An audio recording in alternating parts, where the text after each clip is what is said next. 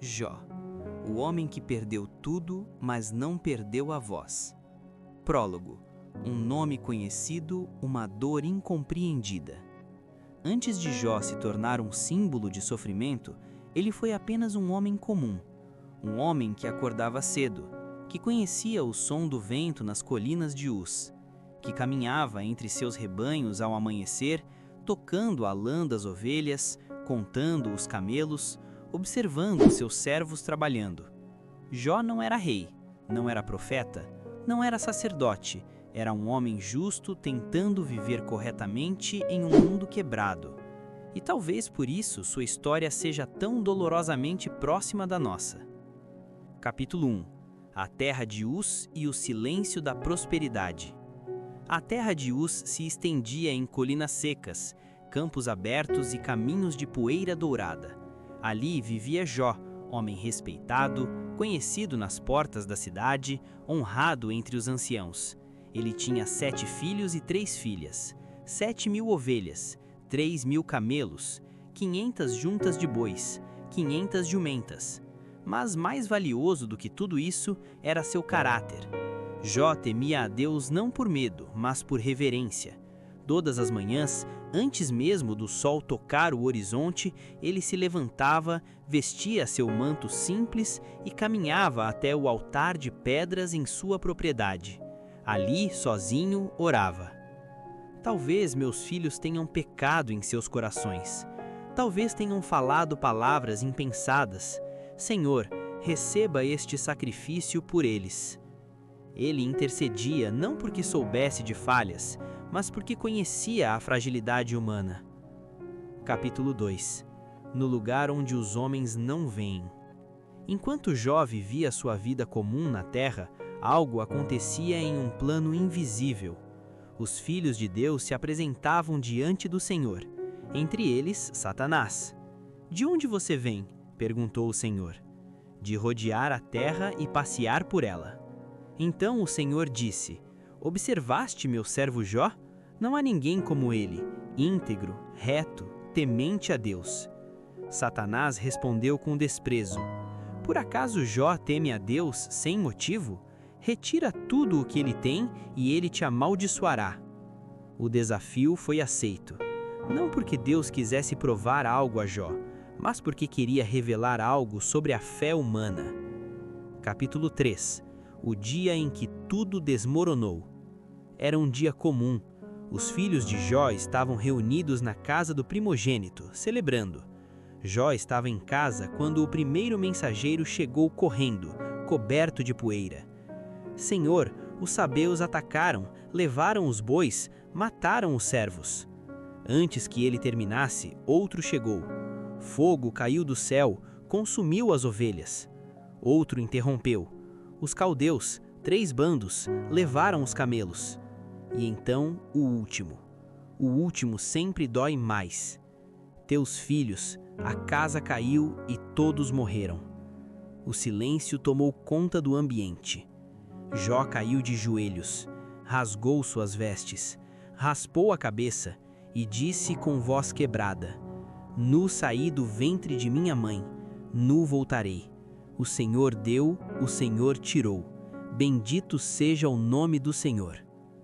Capítulo 4. Quando a dor se torna física. Satanás voltou.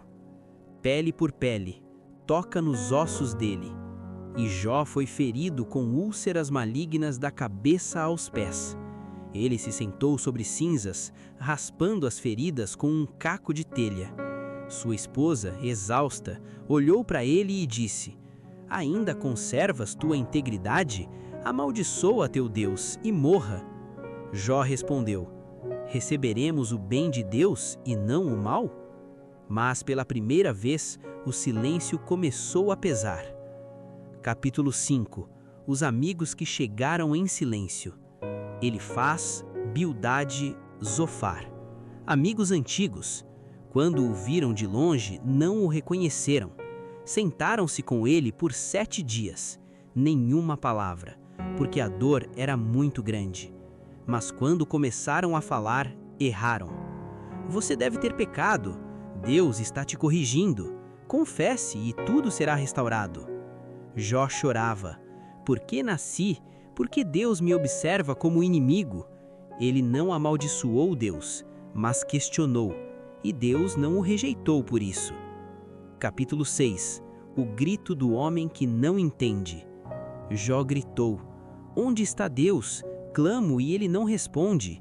Ele se defendeu, argumentou, chorou, e Deus ouviu tudo, até que o silêncio foi quebrado. Capítulo 7. A voz do redemoinho. Deus respondeu do meio de um redemoinho: Onde estavas quando lancei os fundamentos da terra? Jó percebeu. Não recebeu respostas, recebeu revelação, e isso bastou. Antes eu te conhecia de ouvir falar, agora meus olhos te veem. Epílogo. Restauração que não apaga cicatrizes. Deus restaurou Jó, mas não apagou sua história. Ele viveu mais 140 anos, com sabedoria, com humildade, com profundidade. Moral: quando Deus não explica, mas sustenta. A história de Jó ensina que fé não é entender tudo, é permanecer mesmo sem entender. Nem toda dor é castigo, nem toda perda é culpa. Às vezes o sofrimento não vem para destruir, mas para revelar. Reflexão final. Para os nossos dias. Vivemos em uma era que exige respostas rápidas. Jó nos ensina a suportar o silêncio. Hoje, como Jó, muitos perdem tudo: emprego, saúde, relacionamentos, fé. E a pergunta permanece: você continuará falando com Deus mesmo quando Ele não responde? Porque o maior sinal de fé não é o milagre, é a permanência. E quem permanece com Deus no silêncio nunca é esquecido. Epílogo final.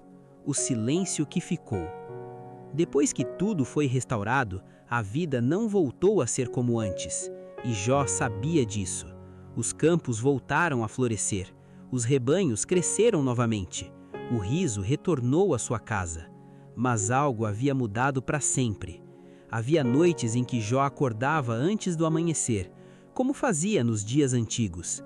Saía da tenda lentamente, apoiando-se no cajado, sentava-se sobre uma pedra e olhava o céu estrelado da terra de Uz. As mesmas estrelas, o mesmo vento, o mesmo Deus. Mas ele não era o mesmo homem. Antes, Jó acreditava que conhecia a Deus porque fazia tudo certo. Agora sabia que o conhecia porque havia sofrido em sua presença. Às vezes, ele se lembrava do pó, das cinzas, do caco de cerâmica nas mãos trêmulas, não com revolta, mas com reverência, porque foi ali, no chão da dor, que ele entendeu algo que jamais aprenderia na abundância. Deus não é apenas o Deus que dá, é o Deus que permanece. Os filhos que nasceram depois ouviam sua história em silêncio. Jó não contava para causar medo, nem para parecer forte. Contava para ensinar algo simples e profundo. Havia dias em que eu não ouvia Deus. Havia noites em que ele parecia distante, mas ele nunca deixou de estar presente. E então Jó parava, olhava para o horizonte, respirava fundo. O silêncio de Deus não é abandono, às vezes é maturidade. Quando os anciãos da cidade vinham pedir conselhos, Jó não falava de prosperidade, falava de perseverança. Não prometia respostas, oferecia companhia. Porque quem atravessou o silêncio aprende a ser presença. Nos últimos dias de sua vida, Jó sentia o corpo cansado, mas o espírito em paz. Não havia pressa, não havia medo. Ele havia aprendido que viver não é controlar o amanhã, mas confiar mesmo quando o amanhã não é claro. E quando finalmente fechou os olhos, não havia clamor, nem resistência. Havia descanso, porque Jó entendeu algo que atravessaria gerações. A fé mais forte não nasce do entendimento, mas da permanência. E quem permanece com Deus no silêncio, nunca caminha sozinho. E assim, mesmo depois de sua morte, Jó continuou falando. falou aos que sofrem sem explicação, falou aos que oraram sem resposta, falou aos que se sentam sobre cinzas e ainda assim escolhem confiar. Porque a história de Jó não termina com restauração, ela continua toda vez que alguém decide não soltar Deus, mesmo quando tudo parece perdido.